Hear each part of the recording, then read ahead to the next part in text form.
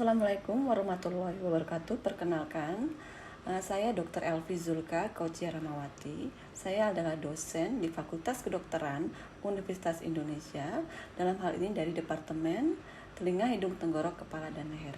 Saya adalah dosen untuk PPDS atau peserta program pendidikan dokter spesialis. Video ini dibuat sebagai salah satu syarat untuk sertifikasi dosen, dalam hal ini adalah dalam bidang pengajaran atau PDD UKTPT.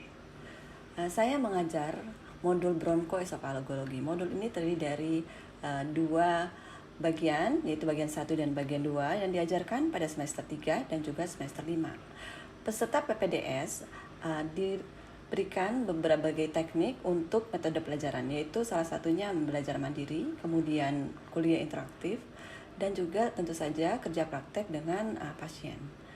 Berbagai macam mata kuliah yang menjadi pasien yang semuanya terintegrasikan dengan mata kuliah THT lainnya.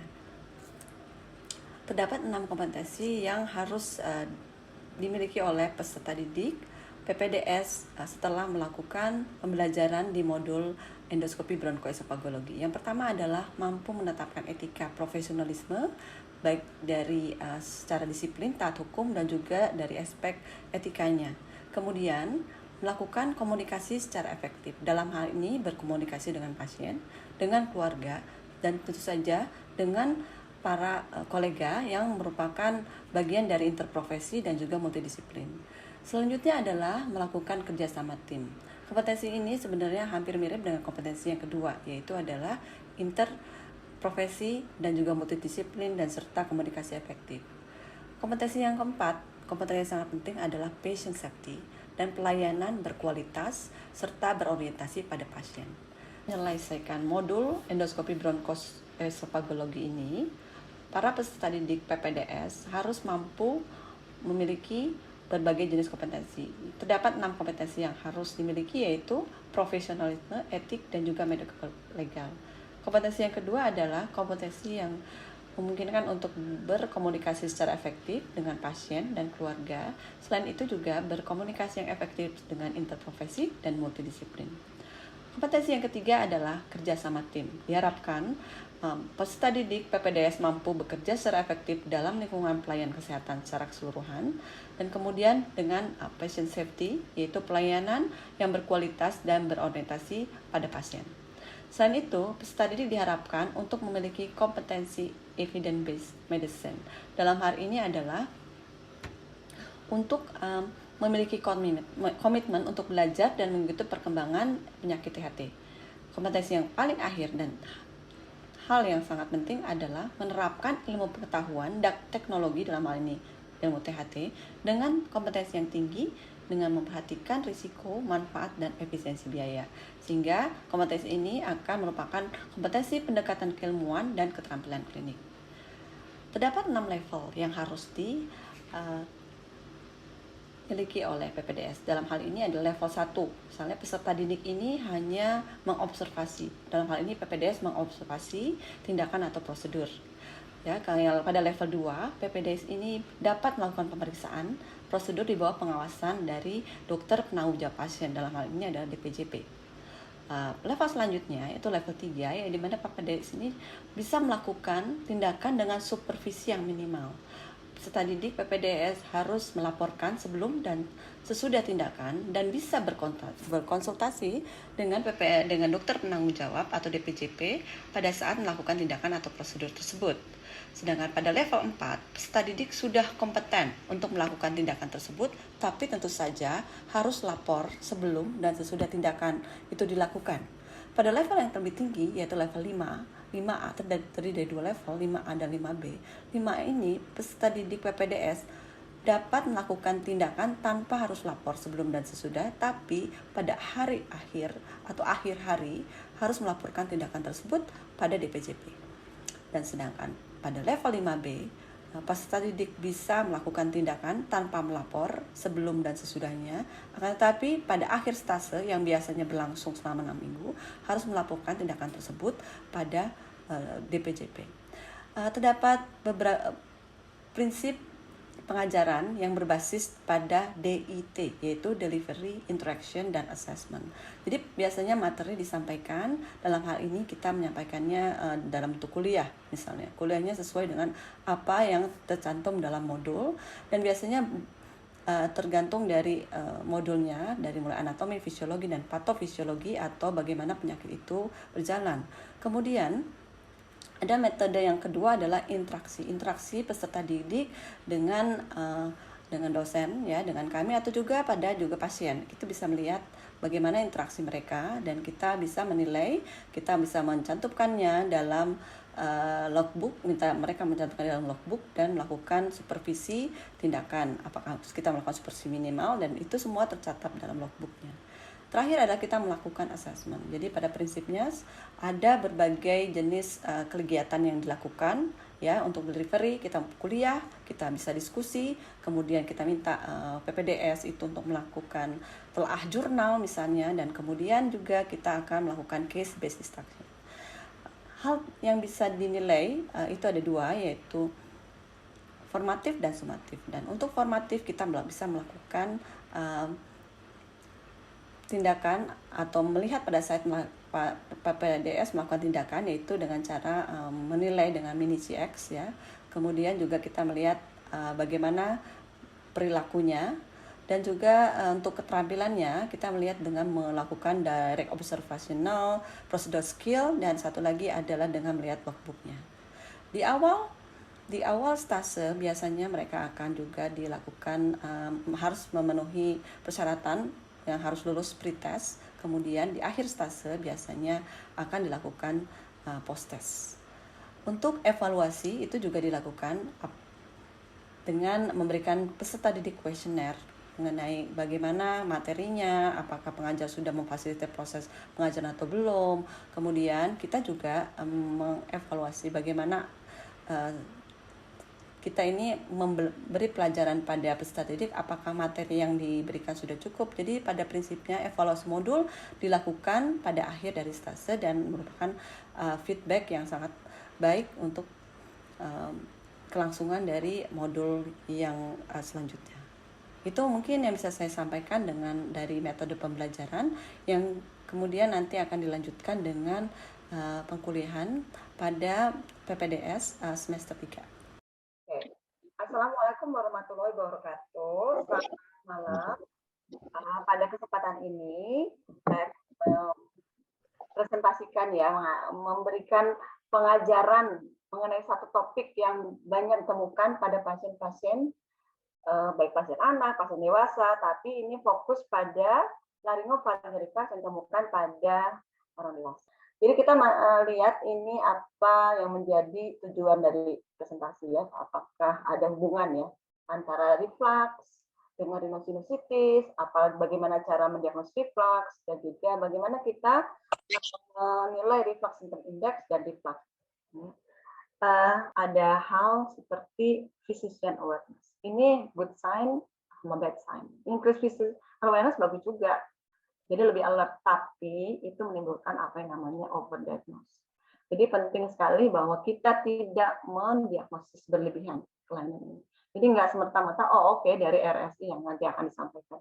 Yang tinggi, oh ini ada reflux. Tapi kita mesti lihat bagaimana kuesioner itu atau pemeriksaan fisik itu dilakukan dengan baik ya. Dan juga ada yang namanya pharmaceutical advertising. Aku selalu bilang bahwa sebenarnya di negara-negara yang lain seperti yang saya tahu di Amerika ya, jadi obat itu bisa diiklankan, bukan over the counter obat, tetapi obat yang diresepkan oleh dokter. Jadi obat yang diresepkan oleh dokter itu diiklankan di TV. Dan nanti pasiennya bisa minta sama dokternya, oke boleh nggak aku diresepkan? Dan juga ada ada over the counter medicine. Jadi PPI kalau di negara-negara tentu merupakan obat-obat over the counter. Jadi artinya bisa membeli dengan bebas dan bisa memakainya dengan bebas. Padahal kita tahu ya apa sih side effect dari penggunaan PPI yang tidak benar. Penggunaan yang berlebihan saja itu akan menyebabkan berbagai jenis side effect yang saja akan merugikan pasien. Jadi hal ini harus diingat. Physician overdiagnose, hindari pharmaceutical advertising dan juga apa yang namanya underdiagnosed. Jadi dua faktor ini yang kita pertajam sehingga kita mendiagnosis dengan baik dan benar. Ya, oke. Ini adalah survei yang dilakukan oleh Bronchoesophageal Association member ya tahun 2002 ya. Bahwa apa sih gejala yang paling umum? Gejala yang paling umum ternyata 98% throat clearing. Nah, habis throat clearing, biasanya kebanyakan throat clearing, ingat aja kalau kebanyakan throat clearing, kita affecting the voice. Jadi biasanya diikuti dengan hoarseness. Kemudian gejala yang banyak adalah persistent batuk yang terus-terusan. Yang tadi dijelaskan ada micro aspiration yang bikin cough, otomatis refleksnya akan trigger. Dan throat clearing ini hubungannya jelas dengan globus pharyngeus.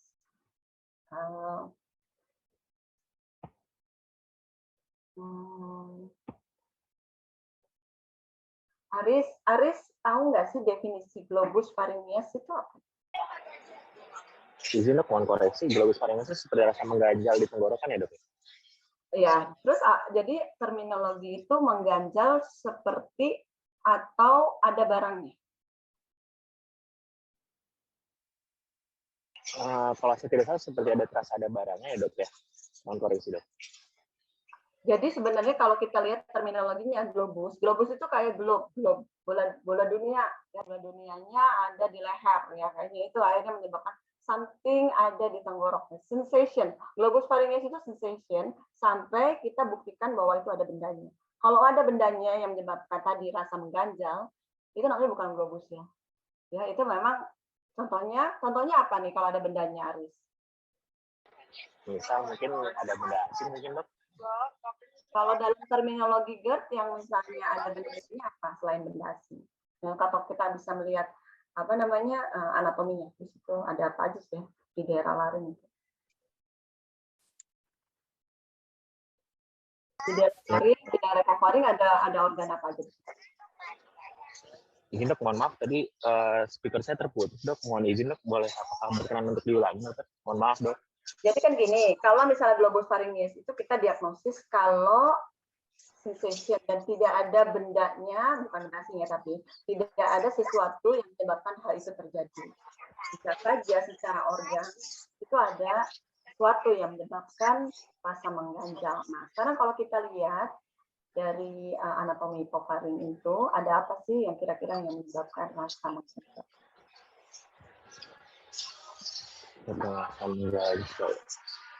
Ya, di daerah hipofaring itu ada apa aja?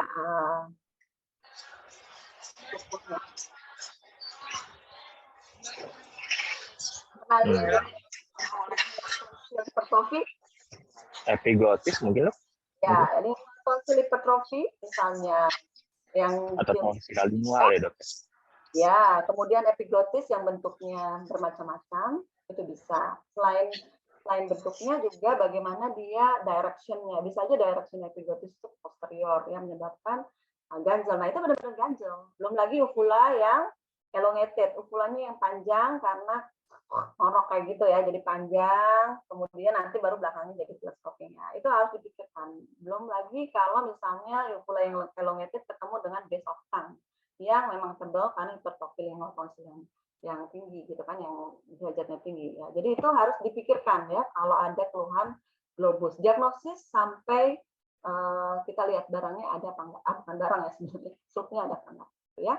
Nah, kemudian yang tadi dikatakan oleh Cecil ya, burning throat, ini adalah rasa panas di tenggorok, bisa juga di dada. Kalau dada hubungannya dengan GERD, tapi kalau misalnya di atas ini hubungannya memang refluksnya dengan atas. Tadi ada yang namanya laryngospasm yang tadi dokter Joshua bilang laryngospasm, choking itu dengan peningkatan laryngeal adductor reflex ya, refleksnya yang berlebihan sampai menimbulkan choking. Biasanya 10% dan terjadi pada wanita ya. Kalau wanita terus udah gitu choking, panik ya, biasanya langsung membentuk-bentukkan bahunya atau badannya ke dinding ya. Tapi itu kejadian.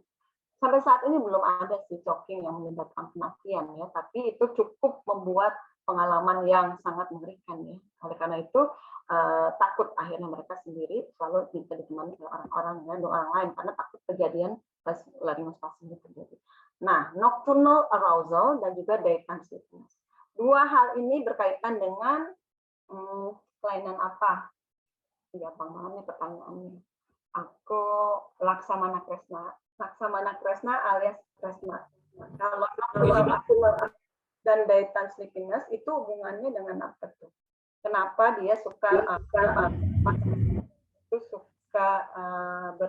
sering bermanifestasi sebagai nocturnal arousal dan daytime sleepiness? Izin mohon koreksinya, Dok. Kalau untuk nocturnal arousal dan daytime sleepiness karena ini, Dok, ada sensasi tercekik ketika saat tidur, Dok. Setahu saya, Dok, izin, Dok. Jadi sehingga dia terbangun di malam hari sehingga kaitannya nanti dengan SDB, Dok. Ya, jadi betul itu kaitannya dengan SDB. Tapi caranya sebenarnya bukan tercekik ya, bukan tercekik karena memang ada refluxat yang naik ke atas, yang merupakan hal yang sering terjadi pada saat tidur. Itu biasanya khas pada GERD yang namanya nocturnal breakthrough. Jadi pada saat malam-malam sesuai dengan ritmenya, circadiannya naik ke atas dan menyebabkan batuk biasanya. Batuk-batuk. Jadi kalau kita nanti anamnesis pasien sering batuk, batuknya kapan? Oh, aku batuknya habis udah tidur nih, Dok, aku udah tidur, kemudian aku kebangun 1,5 jam kemudian nih, kira-kira jam berapa, jam dia disebut biasanya pasiennya ya, jam berapa, kemudian batuk. Nah, kemungkinan besar itu ada reflux ya, itu karena reflux. Apalagi misalnya tadinya pasiennya tidurnya dekat sama waktu makan, habis makan banyak sudah gitu langsung tidur, terus dia terbatuk-batuk. Dan akibat nocturnal arousal sendiri akan menyebabkan daytime sleepiness kemudiannya ya, karena bangun fragmented sleep akhirnya tidurnya nyenyak. Nah, ini adalah salah satu gangguan yang juga overlapping dengan sleep disorder breathing. Ya. Oke. Nah, sekarang apa yang menyebabkan hal itu terjadi? Apakah asam atau yang lain? Pepsin. Nah, ini pertanyaannya buat tadi aku lihat bulan. Bukan kulihat bulan ya, kulihat bulan. Bulan ada nggak? Ada, Dok. Oke.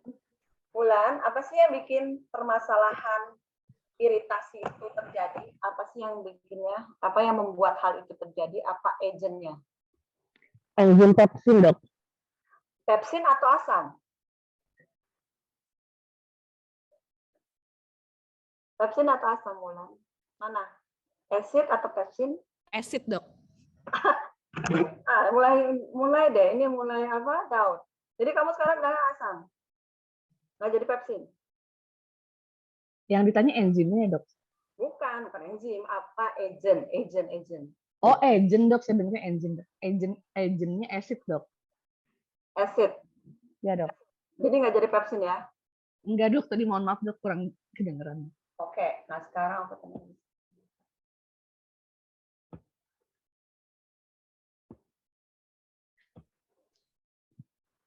Budiman, mana yang bikin rusak, agentnya yang membuat kerusakan? Setuju dengan pernyataannya Bulan? Atau ada pendapat lain? Kalau mungkin ini, Dok, ya, sebenarnya mungkin pepsinnya, Dok, ya, karena popsin ini kan akan ini protein ya, Dok, ya, dia akan lebih iritan, Dok, dibandingkan pepsin ya. Jadi kalau Dokter Budiman bilangnya pepsin, kalau Dokter Bulan bilangnya asam. Sebenarnya memang yang bikin rusak adalah pepsin. Tapi pepsin tidak akan bekerja dalam suasana basah. Dia akan bekerja dalam suasana acidic, yaitu pH 2 dan pH 4. Jadi, makanya kenapa pengobatan itu sebenarnya menaikkan pH supaya pepsinnya nggak aktif. Pepsinnya nggak jadi destruksi ke daerah esofagus ya. Jadi pepsin bekerja dalam suasana asam. Jadi kita harus menginaktivasi pepsin itu supaya nggak iritan dengan menaikkan pH-nya. Nah, ini bagaimana kita mendiagnosis reflux, yaitu dengan kuesioner yang tervalidasi. Validasinya waktu itu dilakukan dengan double progress monitoring yang disebut dengan reflux symptom index. Kalau di poliklinik kita bertanya dengan menggunakan patient ini reflux index, dan kemudian dilanjutkan dengan pemeriksaan fisik yaitu dengan menggunakan endoscope reflux scanning score. Setelah itu diagnosisnya nggak selesai ya. Kita melakukan therapeutic trial dengan double dose PPI dan kemudian pasien diminta untuk kontrol dalam waktu 2 sampai 4 minggu. Lihat bagaimana progres. Ini adalah reflux symptom index yang dipopulerkan, ya, dibuat oleh Jenny Kaufman dan Peter Dorofsky. Ini ada 9 kuesioner yang harus kita lihat dengan hati-hati. Jangan lupa, kalau kita menemukan pasien dengan adanya sensation of something stick lump in the throat, seperti yang tadi disampaikan ya Aris, yang mungkin ada sesuatu di lingua tonsilnya atau di epiglotisnya. Ini bisa menjadikan landasan sampai kita meminta pasien untuk kontrol lagi. Kalau misalnya nanti hasilnya tinggi pada pemeriksaan pertama, misalnya 5, dan dalam sequence visit 2 atau 4 minggu kemudian hasilnya tetap segitu, ya nggak berubah, kita mesti curiga, ini mungkin ada sesuatu organik di situ yang menyebabkan sensation tersebut. Jadi ada struktur, ada organ, jadi yang bukan sensasi saja, yang tidak disertai dengan inflammation di situ. Nah, itu yang penting. Dan juga biasanya kalau ada sensation something stuck in the throat, kita bisa meminta pasien untuk lebih detail lagi menjelaskan tentang throat clearing. Ini hal yang sangat berkaitan ya.